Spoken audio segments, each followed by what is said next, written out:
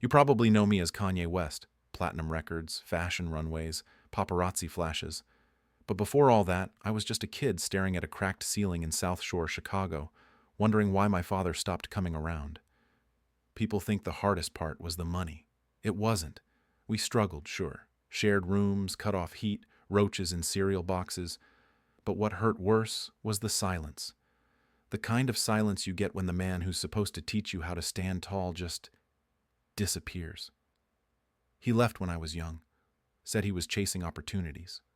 What he really chased was a new wife, a new life, one that didn't include me.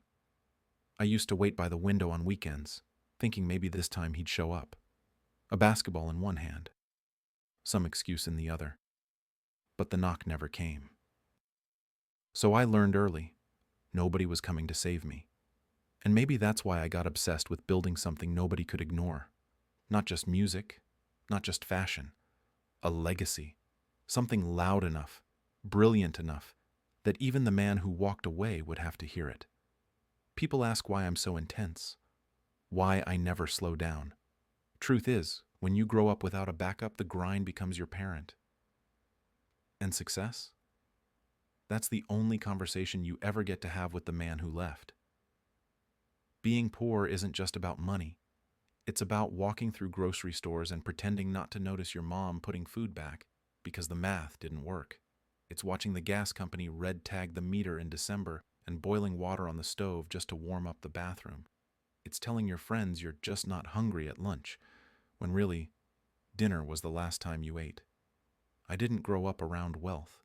I grew up around worry, around eviction notices taped to our front door, around shoes with holes in them, and the same two school shirts flipped every other day, around lights that clicked off on the 12th of the month like clockwork. And through all of that, he was gone. The man who was supposed to carry some of that weight, he wasn't there. Not with a check, not with advice, not even with presence. Mom did everything, hustled 2 jobs, sewed buttons, taught me how to fight without using fists. But there were nights I heard her cry through the wall, and I knew she wasn't crying because of bills. She was crying because she had to be both parents, and still got judged for not being enough. So yeah, we were broke. But the real poverty? That was his absence. I remember the first time I saw a photo of him with his new family. He looked happy, wearing a suit I'd never seen, standing next to a woman who smiled like she'd never known struggle. There was a kid in the photo too, maybe 10 years younger than me. His real son, I guess. That photo hit me harder than any diss track ever could. Because it wasn't just that he left. It was that he started over, like I'd never existed. Like I was just some trial run he had before figuring out how to be a father for real. I showed the picture to my mom. She didn't say much. Just shook her head, like she'd already mourned that man years ago. But I hadn't. Not really. He never came to my high school graduation. Never called when I dropped out of college to chase music. But suddenly, he's taking family vacations and giving birthday speeches for a new son? That's when I stopped waiting for closure and started planning my own kind of revenge. Success he couldn't ignore. The first time I stepped into a recording booth, I wasn't thinking about fame.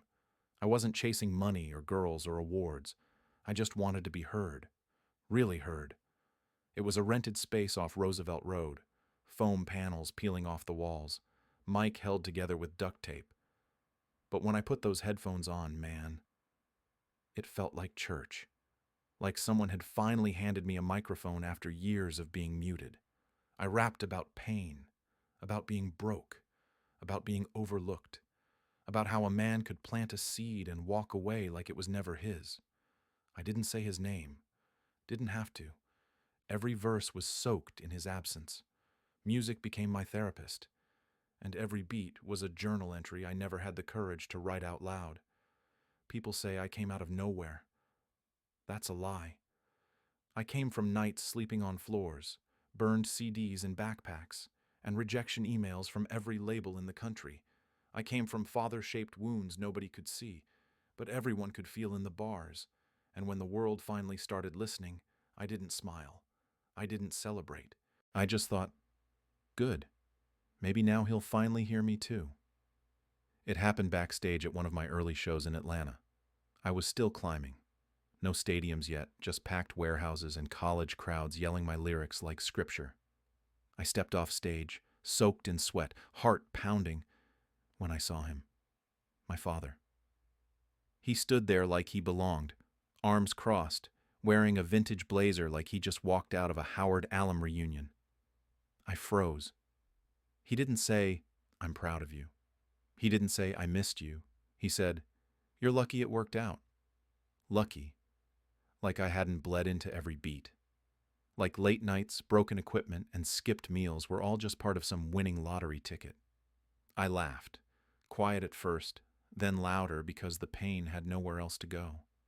I wanted to say, "I needed you." I wanted to say, "Where the hell were you when I had nothing?"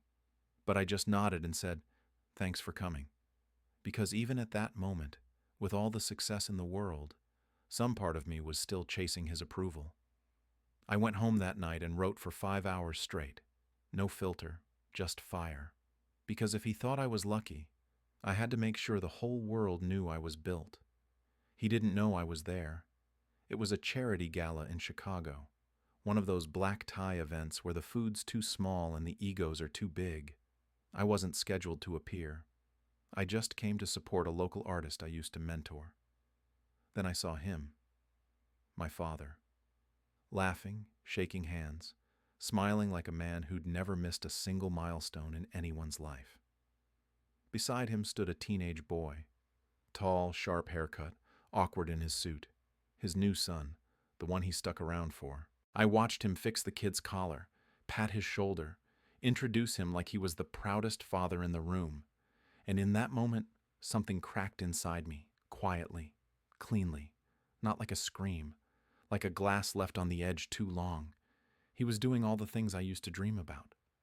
The things I rehearsed in my head as a kid, what it would feel like for my dad to look at me like I mattered. But instead, I watched him give it all to someone else.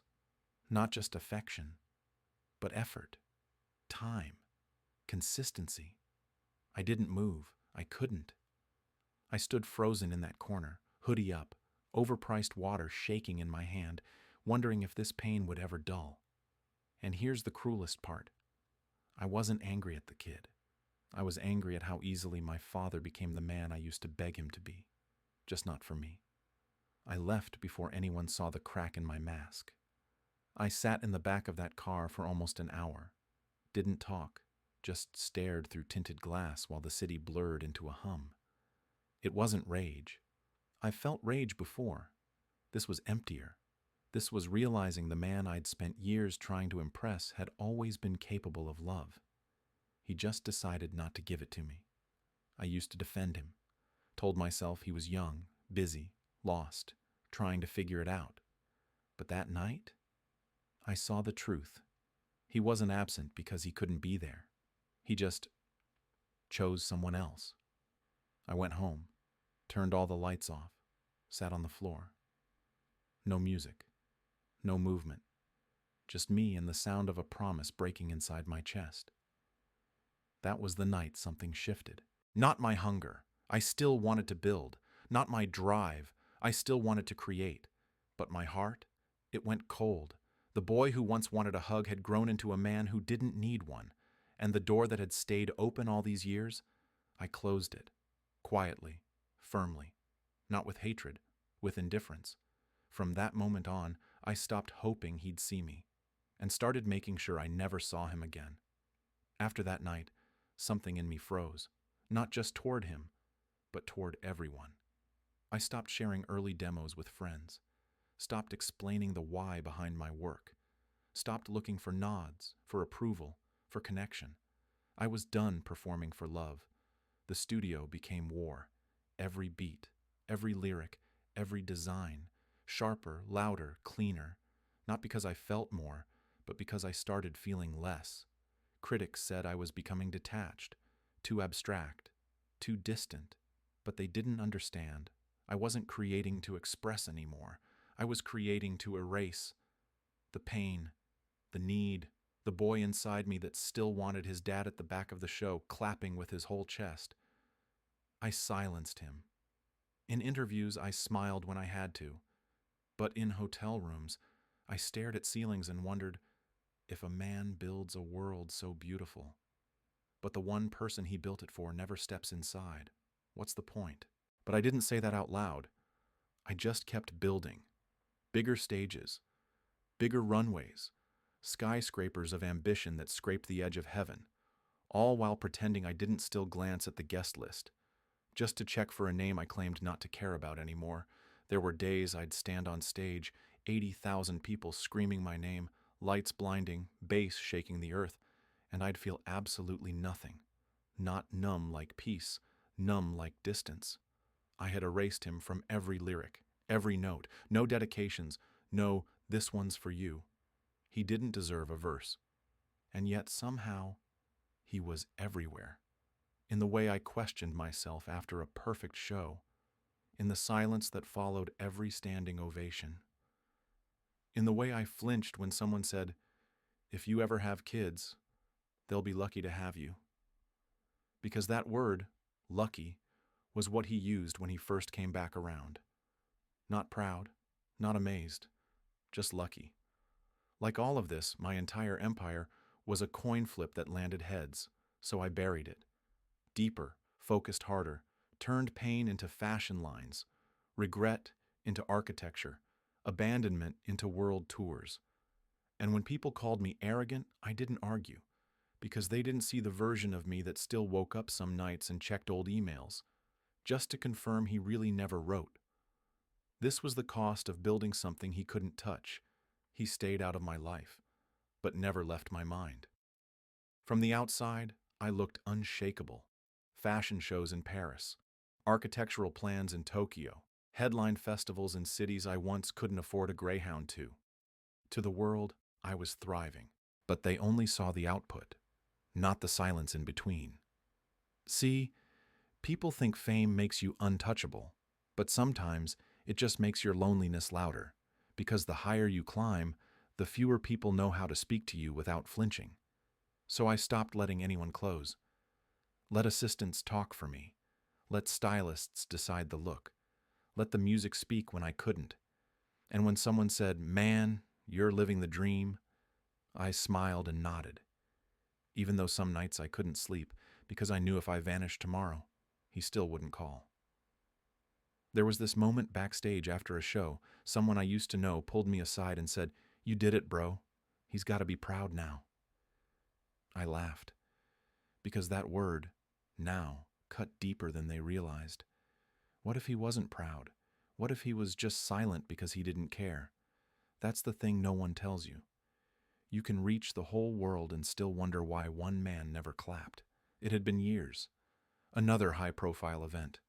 Another black-tie room filled with cameras, CEOs, fake laughs, and champagne no one actually liked. I wasn't performing, just showing up, because when you build an empire, presence becomes currency. I was walking past a display, some tribute to black excellence and innovation, when I saw him again. My father.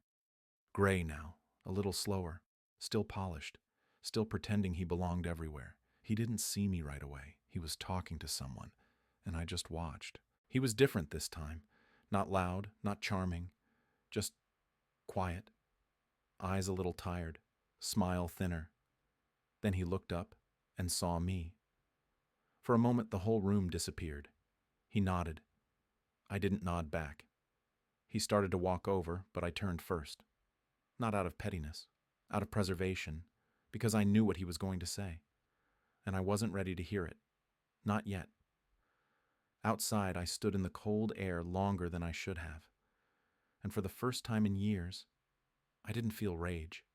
I felt sadness. Not for me, for him. Because I finally realized something. I'd built a life so full, so massive, and he'd missed every brick of it, by choice. A week after the gala, I got a letter. Yeah, an actual letter, handwritten. No return address. Just a plain envelope slipped into the stack of contracts and lookbooks my assistant handed me every morning. I almost tossed it. But something Some old reflex made me stop. It was his handwriting. I stared at it for a while, didn't open it right away, left it sitting on my desk like it was radioactive. Later that night, when the house was dark and the world had finally shut up, I sat alone in the studio and read it. No flourishes, no excuses. Just this: I watched you from the sidelines for too long. I told myself you didn't need me. But I realize now, I told myself that so I didn't have to face how badly I failed you. I didn't think I deserved to call you my son. And after what you've built, maybe I still don't.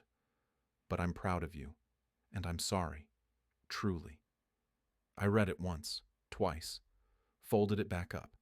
I didn't cry, didn't rage, but something loosened in my chest, like a fist that had been clenched for decades finally let go, and that silence, it finally felt like peace. The letter stayed on my desk for days.